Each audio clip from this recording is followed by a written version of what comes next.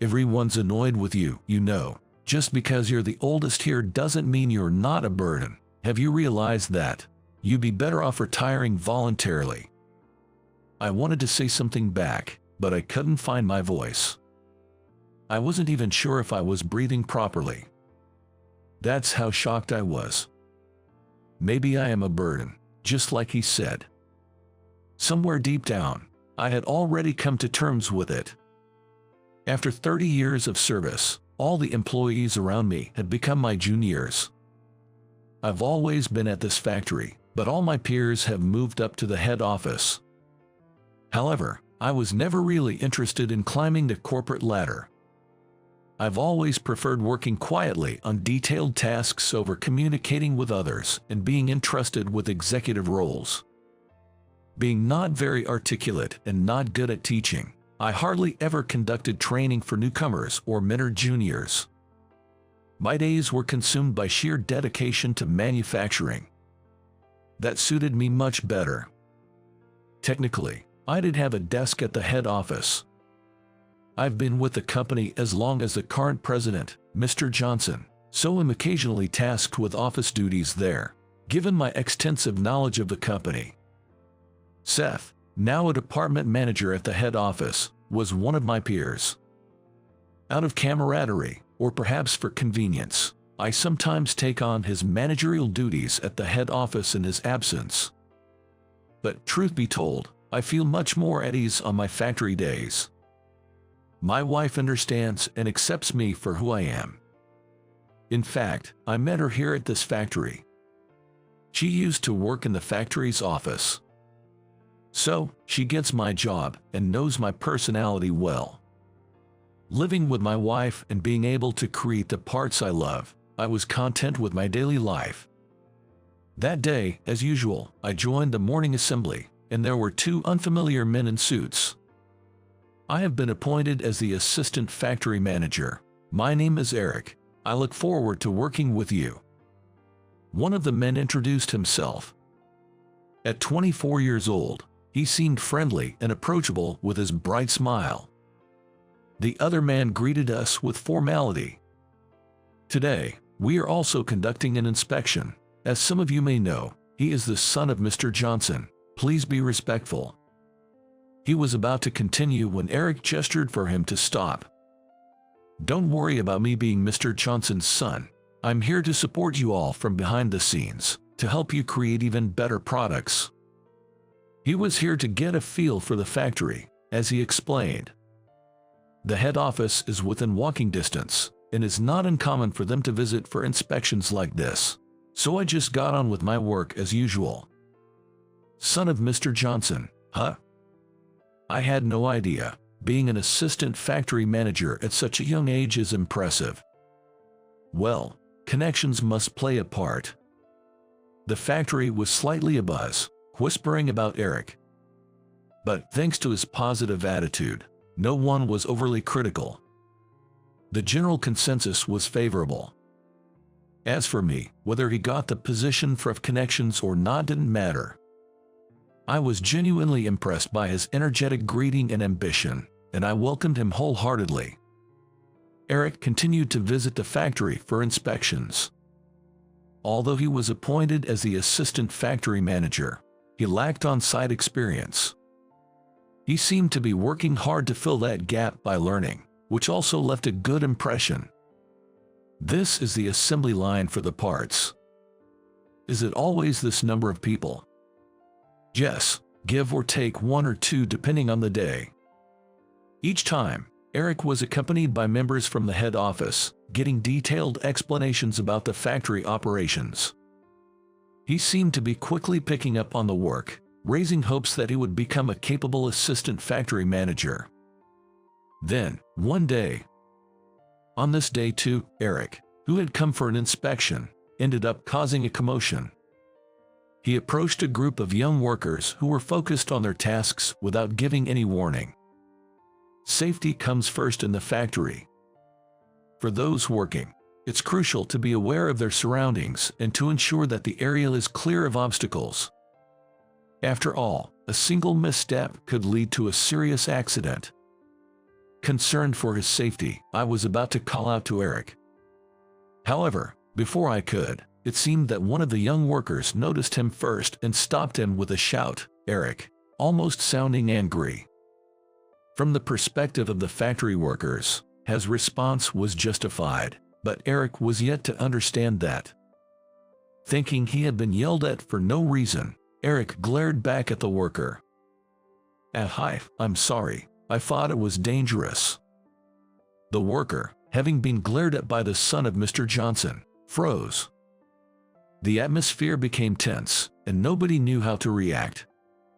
As an elder, I felt it was my duty to intervene, so I hurried over to explain the situation, but Eric seemed to take great offense and even glared at me.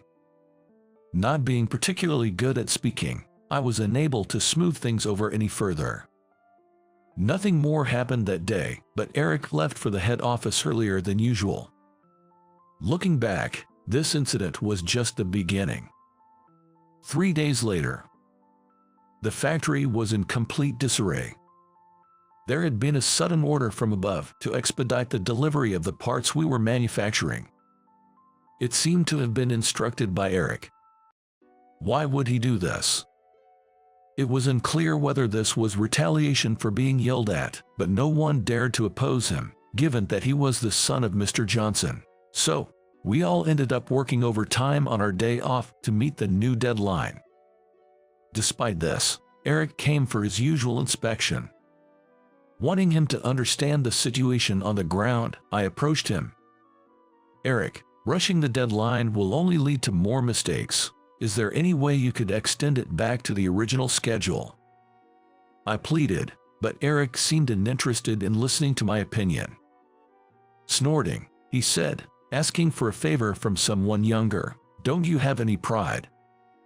I was taken aback. He seemed like a completely different person from the one who had first greeted us.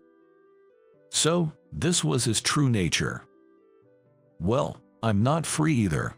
Maybe you should get back to work soon, don't you think?" As Eric walked away towards the back of the factory, his leather shoes clicking on the floor, I found myself once again unable to retort. Nevertheless, we managed to meet the expedited deadline through relentless work. I'm exhausted. Give me back my weekend. Everyone comforted each other as they left for home. On my way to the locker room, I overheard a voice coming from the office area. "If the same thing happens again, I'll have to consider quitting. I can't pick up my child on time." It was probably one of the part-time staff. The voice was filled with anxiety about the future. Office work is more extensive and critical than most realize, and not just anyone can handle it. I only fully grasped this after hearing it from my wife. It's unacceptable to lose hard-working colleagues due to the recklessness of upper management. Checking my schedule, I saw that I was due at the head office the next day. I resolved to speak to Eric about this issue. The next day, as I arrived at the head office, Eric happened to be in the lobby. As I spoke up, Eric looked at me as if to say, "You again." Despite feeling intimidated, I did my best to calmly explain the situation on the ground, including that some were considering quitting due to the rushed deadline. I asked him to refrain from making such unreasonable demands in the future. Eric didn't seem receptive and half listened to me while deliberately letting out a sigh. "You're just old-fashioned. Seriously, why don't all you useless relics just retire early?" I was at a loss for words after being suddenly bombarded with insults. Seeing me speechless, he sneered with utter disdain, saying, "Everyone's actually bothered by you. Just because you're the eldest, you even have a desk at the headquarters, you do realize you're a burden, right?" I wanted to retort, but no words would come out. I wasn't even sure if I was breathing properly. That's how shocked I was. Perhaps I was indeed outdated, and it was true that my presence might have been hindering the younger generation's opportunities, making me a burden. And maybe being called a burden was inevitable. To make matters worse, Eric added, You really should consider retiring voluntarily soon. I see. Understood, I'll do that. The words I managed to muster were in resignation. Deep down, I must have agreed with him. Eric seemed surprised that I agreed so easily, but quickly responded with a smile, saying, "Oh, good, I'm glad to see you're reasonable." Thinking back, that smile was probably the same one he had when he first greeted us. The next day, I promptly took my resignation letter to the office. The young workers at the factory all tried to stop me, but I thanked them, saying thank you, and yet I ignored all their pleas. It was probably just politeness. If my absence makes it easier for everyone to work, then that's for the best. After saying goodbye to everyone at the factory, I headed home, where my wife had prepared dinner. I had told her the previous day that I was quitting my job. She didn't agree or disagree with my decision and didn't ask for a reason. I was grateful to her as I enjoyed the delicious meal. It had been a long time since I had lunch with my wife on a weekday. Despite feeling a sense of loss from quitting, I also felt relieved. However, that peace was short-lived. I was truly shocked when Seth, a manager and my peer, called in a panic. "Quitting so suddenly? I need an explanation, please come back." It turned out that after confirming my resignation, Eric had my desk at the headquarters cleared immediately. He was satisfied seeing the space cleared when Mr. Johnson and Seth, the manager, returned from their overseas trip. They were both stunned for a moment. "His desk is gone. Why is that?" Asked by his father, the president, Eric proudly explained that I had decided to retire voluntarily. He was being defiant about the deadlines, and for the sake of the juniors and newcomers, it's better if such a burden retires early, he said. Seth seemed overwhelmed by the sudden turn of events. That's why he hurriedly called me in a panic. In the background, I could hear Mr. Johnson yelling at his son, "What have you done?" Hearing that made me reconsider. Perhaps I had been too harsh on Eric. He probably wasn't informed about the relationship between me, Mr. Johnson, and Seth. Mr. Johnson, Seth, and I all attended the same technical high school. Mr. Johnson, who was set to inherit his father's factory, scouted the two of us during job hunting. Seth, now a manager, was actually planning to go elsewhere, but he joined a company with me because I accepted the offer. I remembered Seth saying, "With you here, we're definitely safe." And how Mr. Johnson once told me, "We've expanded overseas thanks to you," praising my technical skills. Though I was always skilled with hands-on tasks, I believe the company's success was due to Seth's and Mr. Johnson's exceptional sales skills, not mine. I felt truly indebted to Mr. Johnson, who had always looked out for me, someone who knew nothing but to work diligently. So, when Seth pleaded with me in a beseeching tone to please come back, I was genuinely pleased. Yet, the words Eric had said came flashing back, making me hesitate once again. Am I holding everyone back?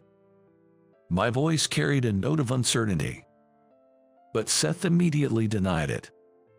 "What are you talking about? There's no way that's true. Oh right, I even bought you a souvenir, please come back soon."